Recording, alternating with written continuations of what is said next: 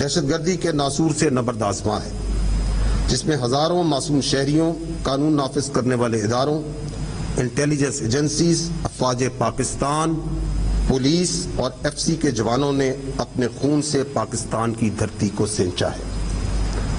سب سے پہلے میں آپ کو خیبر پختونخوا میں جاری کاؤنٹر ٹیررزم کی مد میں آپریشن کا جائزہ پیش کرتا ہوں۔ آپ کی توجہ میں دلاتا ہوں اس سلائیڈ پہ 2024 کے دوران خیبر پختونخوا میں مجموعی طور پر 14,535 انٹیلیجنس بیسڈ آپریشنز کیے گئے۔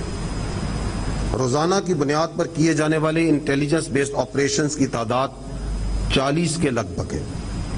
سال 2024 میں ان آپریشنز کے دوران 769 دہشت گردوں کو جہنم واصل کیا گیا، جو کہ یومیہ 2.1 بنتی ہے۔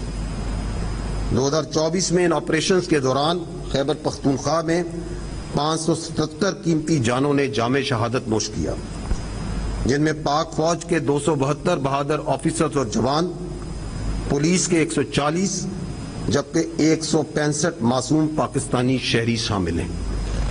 اسی طرح 2025 کی بات کی جائے تو خیبر پختونخوا میں رواں سال کے دوران اب تک 15 ستمبر تک 10,115 انٹیلیجنس بیسڈ آپریشنز کیے جا چکے ہیں، جو کہ تقریباً 40 آپریشنز یومیہ بنتے ہیں۔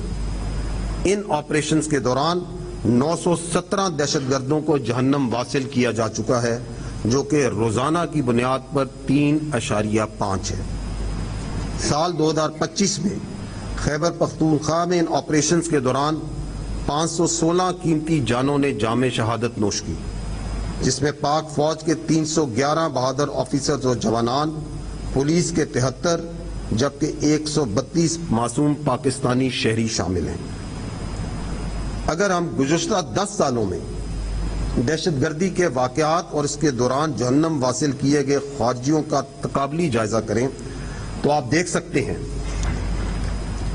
کہ while the incident started increasing from year 2021 onwards, the response also went up and more number of Kharjis were killed during the subsequent years. آپ یہ دیکھ سکتے ہیں کہ رواں سال جو خارجی مارے گئے ہیں ان کی تعداد پچھلے 10 سال میں سب سے زیادہ ہے۔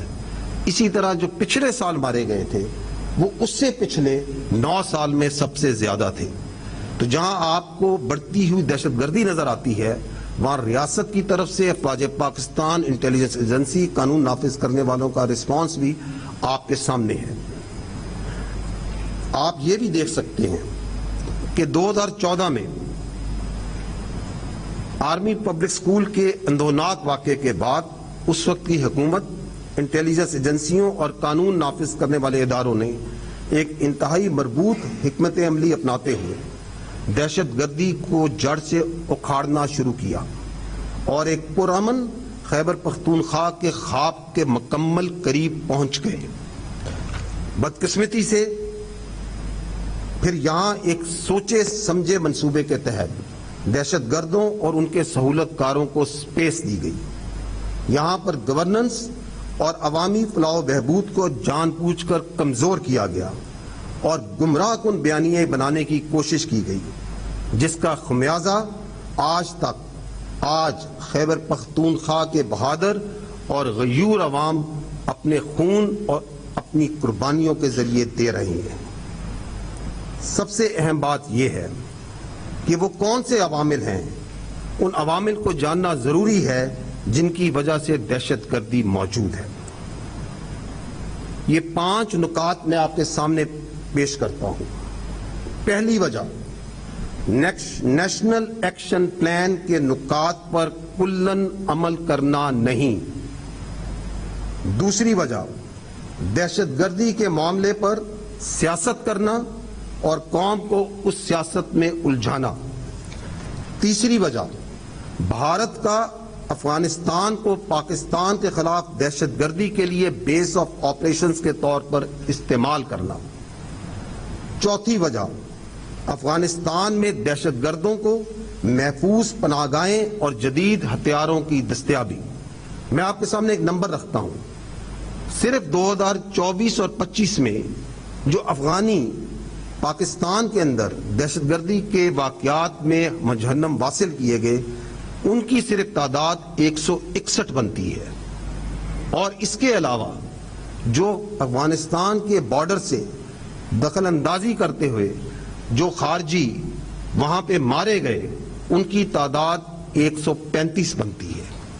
ان 2 سال میں 30 کے لگ بھگ جو سوسائڈ بامبرز تھے وہ بھی افغانی شہریت کے تھے۔ تو اس سے آپ کو اندازہ ہوتا ہے کہ بھارت کا افغانستان کو جو بیس آف آپریشنز کے طور پہ دہشت گردی میں استعمال ہو رہا ہے، یہ نمبر اس کو عیاں کرتے ہیں۔ اور 5ویں وجہ، دہشت گردی کے پیچھے ایک ٹیرر